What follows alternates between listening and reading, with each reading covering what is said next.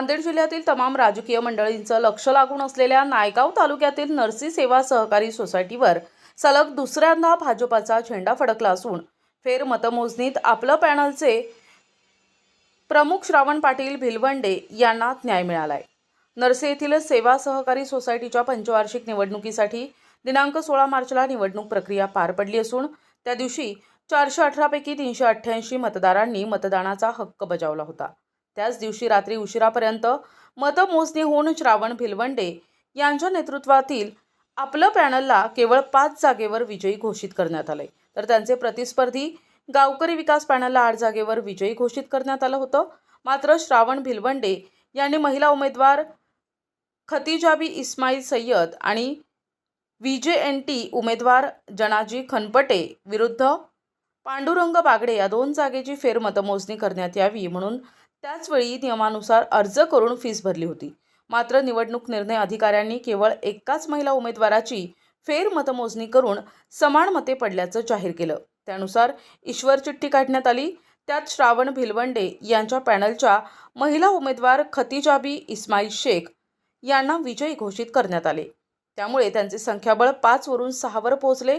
मात्र VJNT प्रवर्गातील पुरुष उमेदवार जनाजी खनपटे यांच्या जागेची फेरमतमोजणी त्या दिवशी केली नव्हती, म्हणून श्रावण भिलवंडे यांनी सहकार न्यायालयात धाव घेतली होती। त्यानुसार दिनांक 20 मार्चला गुरुवारी न्यायालयीन आदेशान्वये नायगावच्या AR ऑफिसमध्ये सदरील एका जागेसाठी कडेकोट पोलीस बंदोबस्तात फेर मतमोजणी पार पडली। त्यात जनाजी खनपटे यांना 187 तर प्रतिस्पर्धी उमेदवार पांडुरंग बागडे यांना 185 मतं मिळाली।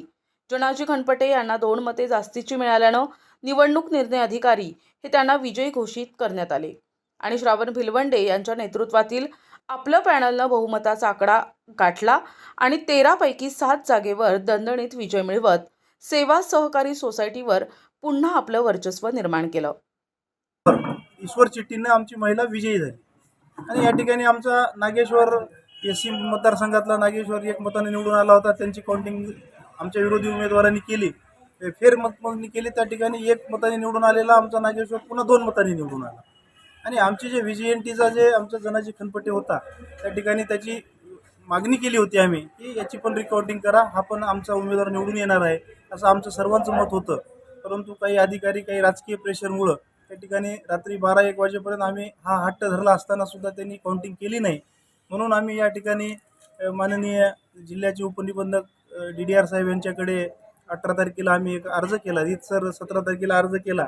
या ठिकाणी आमच्यावर अन्याय झाला, त्यामुळं आम्हाला फेर मतमोजणी या VJNT मतदारसंघातली फेर मतमोजणी करा असं आम्ही मागणी केली असता माननीय जिल्ह्याचे उपनिबंधक यांनी 19 तारखेला हिअरिंग घेतली, सुनावणी घेतली।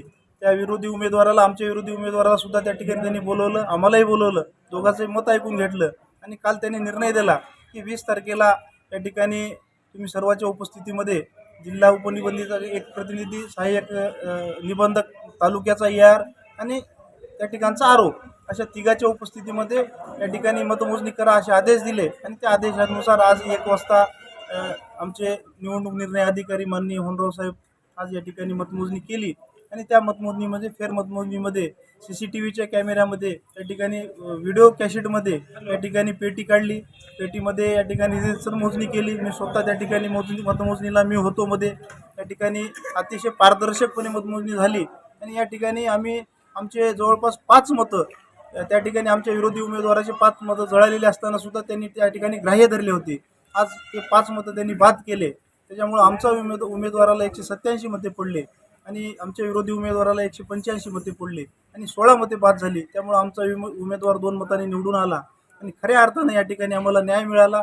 या ठिकाणी भारतीय जनता पार्टीच्या माध्यमातून नरसीच्या सेवा सहकारी सोसायटीवर आपला पॅनलच्या माध्यमातून या ठिकाणी विजय प्राप्त झाला। या ठिकाणी 7 संचालक आमचे निवडून आले आणि भारतीय जनता पार्टीचा या ठिकाणी चेअरमन लवकरात लवकर या ठिकाणी आमचा चेअरमन होणार। प्रतिनिधी हनुमंत चंदनकर, NTV न्यूज मराठी, नांदेड।